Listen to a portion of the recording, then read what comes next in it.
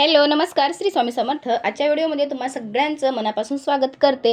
आपल्या चॅनलवर जर तुम्ही नवीन आला असाल तर चॅनलला सबस्क्राईब करायला अजिबात विसरायचं नाही आणि साईडला जे नोटिफिकेशन म्हणून घंटी येते त्या घंटीला आपल्याला प्रेस करायचं आहे। त्याच्याने तुम्हाला असेच नवनवीन माहितीपूर्ण व्हिडिओ सर्वप्रथम तुमच्याकडे येतील। आजचा विषय खूप छान आहे की स्वामी महाराजांना नवस कसा बोलायचा आहे त्याच्याबद्दल मी तुम्हाला आज माहिती सांगणार आहे। भिवू नकोस मी तुझ्या पाठीशी आहे या स्वामी महाराजांच्या आश्वासनास मंत्राचा आपल्याला खूप असा अनुभव आल्याशिवाय आपल्याला राहणारच नाही। कारण की हा भिवू नकोस मी तुझ्या पाठीशी आहे हा शब्द उच्चारताच अंगामध्ये एक वेगळी शक्ती आपल्या संचारत असते। समस्या अडचणी असल्या प्रयत्न करूनही त्यातून बाहेर पडण्याचा मार्ग आपल्याला दिसत नसेल तर त्यावेळेस आपल्याला स्वामी महाराजांना मनापासून हाक मारायची आहे। हाक मारल्याने दिलासा आपल्याला मिळत असतो। दत्तात्रेयाचे अवतार असलेले स्वामी अनेक मार्गाने भक्तांच्या हाकेला धावूनच येत असतात। स्वामी अद्भुत आहेत आणि स्वामी ते स्वय सिद्ध आहेत, ते अव्यक्त आहेत, ते भक्तांसाठी नाम व रूप घेत असतात। स्वामी ओमकारातील पहिला स्वर अकार म्हणजे शेषशायी विष्णू भगवान आहेत। स्वामी अचलोपन म्हणजे उपमा न देता येण्यासारखे अथांग सामर्थ्य व ज्ञानरूप आहेत। स्वामी अतर्क्य व अनुत्तम आहेत। श्री स्वामी समर्थ कल्याणकारी देवतांचे स्वामी आहेत। स्वामी सर्व जीवातील प्राण व तेज आहेत। स्वामी नित्य जागृत आहेत। स्वामी अतींद्रिय स्मर्तुगामी म्हणजेच स्मरण करताच हाक मारताच भक्तांसाठी अवतीर्ण होणारा साक्षात ईश्वर आहेत। स्वामी समर्थ महाराजांना नवस कसा करायचा आहे खूप छान माहिती अशी गोड माहिती आपण बघणार आहोत। स्वामी समर्थ महाराज मनातील इच्छा लगेच आपली पूर्ण करतात। आपले कल्याण व्हावे, सुख लाभावे, कुटुंब मुलांची प्रगती व्हावी यासाठी आपण आयुष्यभर झटतच असतो, प्रयत्न करत असतो, मेहनत घेत असतो, परंतु अनेकदा कितीही प्रयत्न केले तरी एखादी गोष्ट पूर्णच होत नाही। प्रयत्नाची पराकाष्ठा केली तरीही अडीअडचणी थांबत नाहीत। प्रयत्न निष्फळ ठरूनही पदरी काहीच पडत नाही। तेव्हा आराध्य देवतेला आपण साकडे घालत असतो, त्यांना आपण नवस बोलत असतो। मनासारखे घडावे यासाठी मागणे आपण आपल्या कुलदेवताकडे, आपल्या आराध्य देवताकडे आपण करतच असतो। स्वामी महाराज मनातली इच्छा लगेच पूर्ण करतात, पण नवस बोलताना आपल्याला पैसा, नाणा, स्वर्ण हे देतो म्हणून आपल्याला कधीच बोलायचं नाही। कारण ब्रह्मांड नायक आपले स्वामी महाराज आहेत, तर त्यांना नवस करताना आपण पैसा, सोनं, नाणे जर देत बसलो तर स्वामी महाराज आपल्यापेक्षाही अत्यंत अनंत कोटी ब्रह्मांड नायक आहेत, त्यांच्याकडे भरपूर सगळं काही आहे। आपण त्यांच्या समोर तिळा इतके सुद्धा नाही, म्हणजेच की तिळापेक्षा पण लहान, आपण कणा इतके पण नाही। म्हणून त्यांना नवस बोलत असताना आपले अशा कोणत्याही गोष्टीचा नवस आपल्याला या ठिकाणी बोलायचा नाही। उदाहरणामध्ये कोणत्या गोष्टीचा, एवढे एवढे पैसे मी तुमच्या पेटीत टाकेल, किंवा तुम्हाला पाळणा सोन्याचा, चांदीचा, किंवा एखादी चांदीची वस्तू तुम्हाला भेट देईल, किंवा सोन्याची वस्तू तुम्हाला भेट देईल, मी तुम्हाला हे करेन, मी ते करेन, असा नवस आपल्याला बोलायचाच नाही। कारण आपल्यापेक्षा कितीतरी पटीने ते श्रीमंत आहेत, म्हणून त्यांना आपण काहीच देऊ शकत नाही आपल्यामधलं। कारण की स्वामी महाराजांना साधेपणा खूप असा प्रिय आहे। अगदी घरच्या घरी स्वामी महाराजांना नवस केला जाऊ शकतो।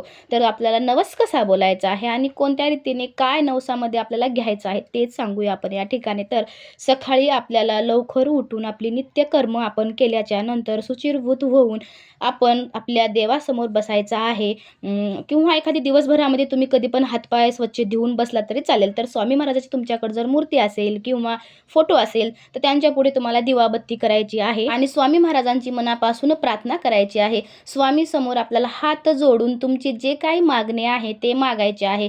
संकटे असतील, समस्याची तुम्हाला घराने त्यांना सांगायचे असेल, तुम्हाला मांडायचे असतील, स्वामी महाराजांना साकडे घालायचे असतील, जे काही तुमचं यथाशक्ती, जे काही तुमचा नवस असेल, जे तुम्हाला मागायचं आहे, बोलायचं आहे, ते तुम्ही त्यांना बोलून घ्यायचं आहे स्वामींना। किंवा तुम्ही घरी जरी नवस नाही बोलला तर तुम्हाला मठात पण जाऊन असा नवस तुम्हाला बोलता येतो। तर मठामध्ये आपल्याला काय करायचं आहे, तर घरीच बोललं तरी चालते, पण एखादीच केंद्रात जाऊन छान असं आरती वगैरे घेऊन तिथंच आपला नवस बोलायचा असेल तर त्या ठिकाणी आपल्याला काय करायचं आहे, नारळ आपल्याला हातात घेऊन स्वामींना तुमची इच्छा सांगायची आहे। तुम्ही काय सेवा करणार आहात, किंवा तुम्हाला जे स्वामी सेवेतून तुम्हाला सेवा करत करत काही तुम्हाला असं ते नवस बोलायचं आहे, मी एवढी एवढी स्वामी सेवा तुमची करणार आहे।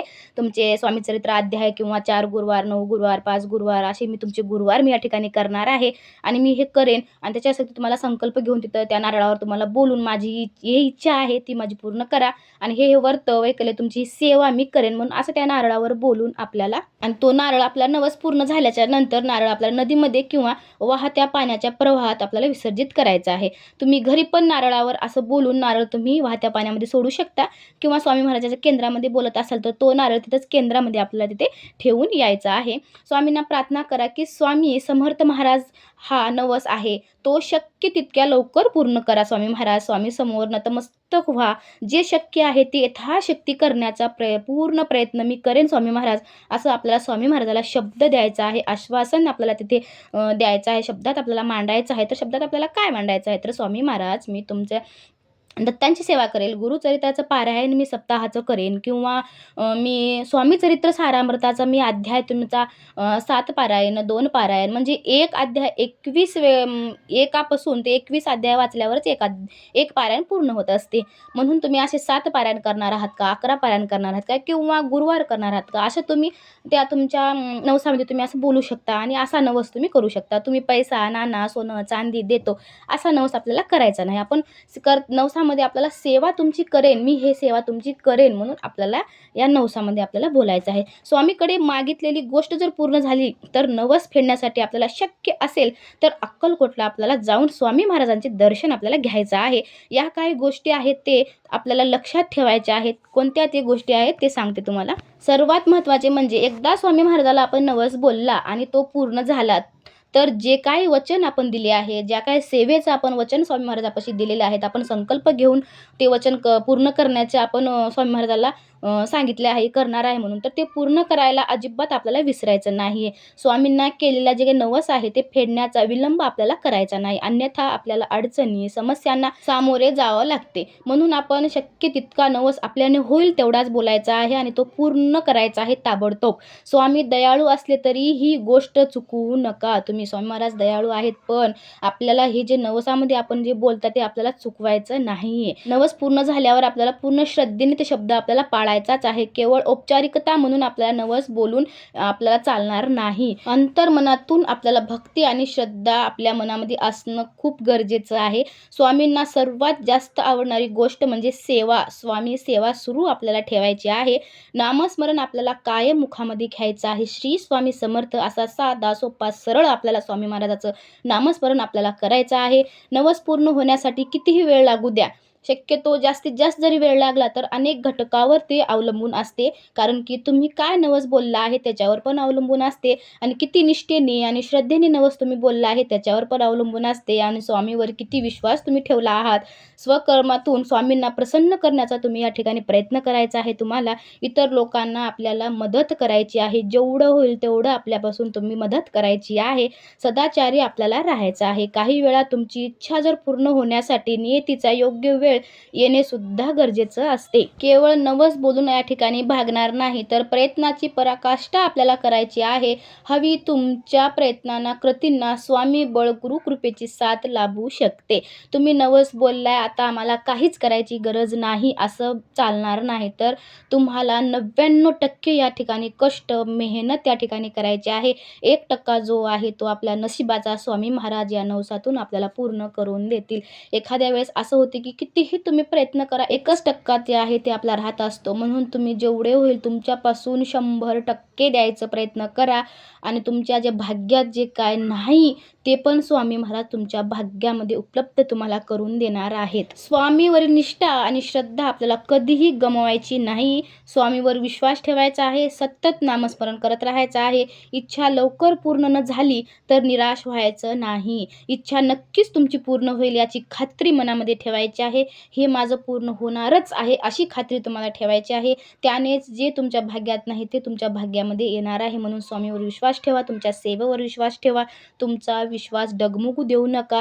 चला तर मग आजची माहिती तुम्हाला कशी वाटली नक्कीच सांगा आणि आपल्या चॅनलवर जर तुम्ही नवीन आला असाल तर चॅनलला सबस्क्राईब करायला अजिबात विसरायचं नाही. शेवटपर्यंत व्हिडिओ बघितल्याबद्दल मनापासून धन्यवाद. श्री स्वामी समर्थ.